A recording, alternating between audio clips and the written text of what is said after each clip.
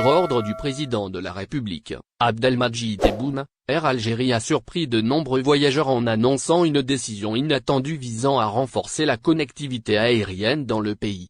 À compter du 1er février 2025, la compagnie nationale ajoutera 34 vols hebdomadaires à son programme intérieur, marquant un tournant majeur dans sa stratégie de service aux citoyens.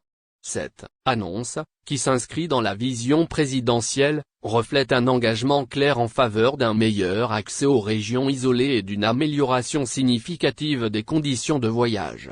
Dans un communiqué officiel, Air Algérie a précisé que ce nouveau programme permettra d'ajouter un total de 3588 sièges hebdomadaires. Ces places supplémentaires répondront aux besoins croissants des voyageurs, tout en facilitant leur déplacement à travers le territoire national. Les nouvelles destinations concernées, bien que non spécifiées dans le détail, promettent d'inclure des itinéraires variés, offrant ainsi une flexibilité accrue pour les clients.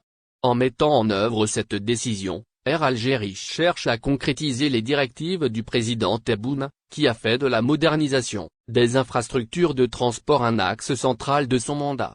L'impact de cette initiative dépasse largement la simple augmentation des vols. Selon des analystes, cette mesure est un pas décisif vers le développement socio-économique des régions enclavées. En renforçant les liaisons aériennes, Air Algérie contribue à désenclaver certaines zones, facilitant les échanges commerciaux, les activités touristiques et les déplacements familiaux. Cela s'inscrit pleinement dans la stratégie nationale adoptée sous l'égide de Tebboune, où la modernisation des services publics, y compris ceux d'Air Algérie, occupe une place prioritaire. Par ailleurs, cette décision intervient dans un contexte où de nombreuses critiques ont été adressées à Air Algérie concernant la gestion des vols intérieurs. La ponctualité, la disponibilité des sièges et la qualité du service sont autant de défis que la compagnie doit relever. En augmentant ses capacités et en diversifiant son offre, Air Algérie montre une volonté de répondre aux attentes des citoyens, conformément aux orientations données par Tebboune. Cette dynamique s'aligne également sur la promesse d'une gestion plus efficace et d'une amélioration continue des services. Le renforcement du réseau intérieur d'Air Algérie répond aussi à une demande croissante de la part de la diaspora algérienne, qui souhaite des correspondances fluides avec les régions les plus éloignées du pays. Avec cette initiative, les familles de la diaspora auront davantage d'options pour planifier leur séjour et se reconnecter avec leurs proches. Une fois encore, cette approche illustre la volonté d'Air Algérie d'être un acteur clé du lien social et de l'unité nationale, dans la ligne directe des directives présidentielles. Les voyageurs réguliers saluent déjà cette annonce, bien que certains restent prudents quant à sa mise en œuvre effective. Beaucoup espèrent que les nouveaux vols permettront de réduire les délais d'attente et d'améliorer l'expérience globale des usagers. Des retours positifs pourraient également renforcer la confiance du public envers Air Algérie, un élément essentiel pour maintenir son statut de leader sur le marché algérien de l'aviation. Au final, l'ordre donné par Tebboune à Air Algérie de réorganiser et d'élargir son offre intérieure marque un tournant dans la politique de transport en Algérie. Ce projet ambitieux vise, non seulement à répondre aux besoins immédiats des citoyens, mais aussi à poser les bases d'une infrastructure aérienne moderne et compétitive.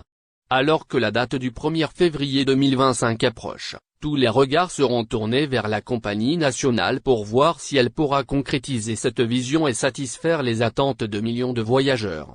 Une chose est certaine, avec le soutien du président Tebboune, Air Algérie semble déterminée à fermer les consulats d'Algérie en France. La proposition lunaire de Driancourt.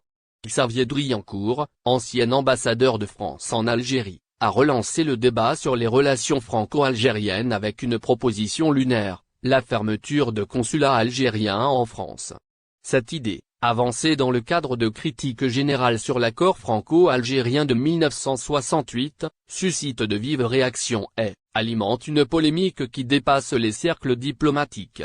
L'accord franco-algérien de 1968, signé pour réguler les flux migratoires entre les deux pays, offre aux Algériens des avantages spécifiques en France.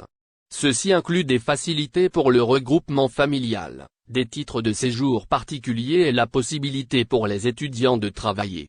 Pour Driancourt, cet accord serait dépassé et inadapté aux réalités actuelles, conférant selon lui des privilèges démesurés aux ressortissants algériens.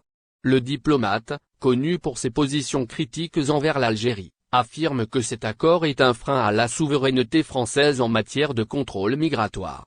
Sans fournir de données fiables, il avance que les Algériens représenteraient 40% des migrants en France. Un chiffre largement contesté par des statistiques officielles qui estiment cette proportion à 12%.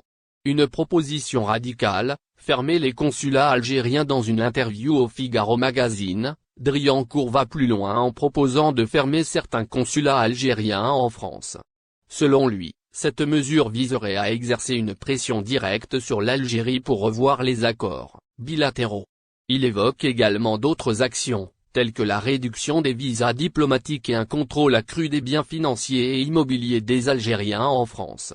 L'ancien ambassadeur suggère également une surveillance renforcée des activités culturelles et religieuses, citant notamment la Grande Mosquée de Paris. Ces propositions, qui touchent à des domaines sensibles, sont perçues par certains comme des provocations susceptibles de détériorer davantage les relations déjà tendues entre les deux pays. Driancourt alimente encore une polémique qui s'intensifie. Les réactions à ces déclarations ne se sont pas fait attendre. Du côté algérien, ces propos sont perçus comme une ingérence et une attaque directe contre la souveraineté du pays. Plusieurs voix dénoncent une logique de confrontation alimentée par des figures de l'extrême droite française, dont Driancourt est parfois présenté comme un idéologue. En France, les opinions sont partagées. Certains soutiennent l'idée d'une révision des accords de 1968, estimant qu'ils doivent être adaptés aux enjeux actuels. Cependant, la fermeture de consulats est jugée par beaucoup comme une proposition irréaliste et contre-productive, risquant de créer des tensions inutiles sans résoudre les problématiques migratoires. Une idée déconnectée des réalités diplomatiques. La fermeture de consulats, si elle était mise en œuvre, constituerait une mesure sans précédent. Avec 18 consulats algériens en France, ces représentations jouent un rôle crucial dans la gestion administrative des millions de ressortissants algériens et binationaux vivant dans l'Hexagone. Elles sont également des lieux essentiels pour le dialogue entre les deux pays. Proposer une telle mesure sans évaluer ses répercussions montre une déconnexion flagrante avec les réalités diplomatiques et sociales. Une telle initiative, loin de résoudre les problèmes évoqués, risquerait d'aggraver les tensions et de compliquer la vie de millions de personnes, tout en s'attaquant à un symbole de coopération bilatérale. Cette proposition de Driancourt, qualifiée de lunaire par certains observateurs, reflète une approche simpliste de questions complexes. Plutôt que de s'engager dans des déclarations spectaculaires, il serait plus constructif de renforcer le dialogue et de chercher des solutions équilibrées pour répondre aux enjeux